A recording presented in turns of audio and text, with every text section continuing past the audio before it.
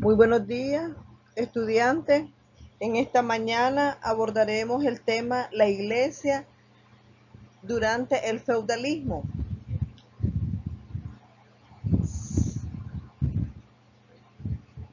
El objetivo de tratar este tema es de que el estudiante conozca la iglesia y sus atribuciones durante el sistema feudal. A través de su estudio lo iremos conociendo. Entonces, se denomina feudalismo a la organización social, política y económica basada en un feudo que predominó en Europa occidental entre los siglos IX y XV. Se trataba de propiedades de terrenos cultivados principalmente por siervos, parte de cuya producción debía ser entregada en concepto de censo. El amo, eh, eh, en concepto de censo, es decir, en concepto de arriendo, al amo de las tierras. En la mayoría de los casos, un pequeño noble señor nominalmente leal a un rey. La sociedad feudal medieval se divide en tres grandes grupos sociales: la nobleza, los militares y los caballeros, el clero y el pueblo llano, que eran los artesanos y los campesinos. Perdón, a ver, la nobleza, que tenemos a los caballeros y a los militares, el clero y el pueblo, que eran los artesanos y los campesinos.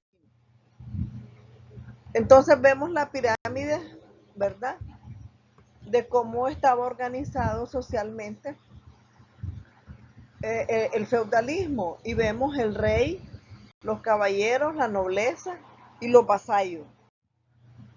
La iglesia también participa de este sistema feudal, pues los obispos, por un lado, son señores, imparten justicia en sus tierras y poseen un ejército propio. Por otro lado, son vasallos que dependen de los reyes y de los señores feudales, que son quienes eligen. A eso se le llama investidura laica. La imagen de los obispos de esta época deja mucho que desear, pues su elección no obedece solo a consideraciones religiosas. A veces los cargos eclesiásticos se venden al mejor postor llamado simonía. Entonces vemos el Papa, ¿verdad? Después, jerárquicamente, tenemos el clero secular, que eran los obispos y arzobispos; el clero regular, que eran los abades principales; luego tenemos los sacerdotes, los superiores del convento y monasterio, los frailes, monjes y monjas. Esa era la organización de la iglesia, cómo estaba organizada. Las características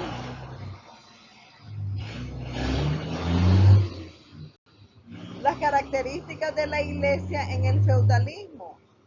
Aquí vemos que la iglesia católica promueve el sistema feudal, ya que es la fuerza más potente en Europa, y mediante la iglesia, la religión controla y apoya a determinados reyes y nobles para que gobiernen y extiendan su territorio. Esto es la verdad, esta es una característica, ¿verdad?, de estos religiosos en esa época. Entonces, la iglesia es la que adoctrina al pueblo para que sirva a Dios y a su señor feudal por este orden. La iglesia ocupó un lugar destacado en las instituciones de la Edad Media. Fue la guía espiritual de la época. A pesar de su importancia, no pudo mantenerse al margen del sistema vigente. Entonces, vamos a hablar acerca del poder de la iglesia. Nunca, como en otra época de la historia, la iglesia adquirió enorme poder como en este periodo. Ello se debió a la fe profunda de los pobladores en la enseñanza de Cristo y de la Biblia. Por eso es que ha dicho que esta edad significa la edad de oro de la iglesia católica. Entonces la iglesia se va adaptando a todos los cambios, pero cada vez se hace más poderosa. se asocia con la aristocracia laica, los nobles, los vizcondes, y cumple entonces un rol público de autoridad moral.